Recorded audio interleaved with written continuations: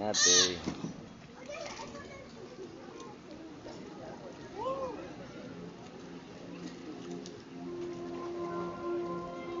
Estos sonidos que les permiten encontrar su alimento, detectar enemigos naturales, comunicarse entre ellos. Sonidos de ecolocalización.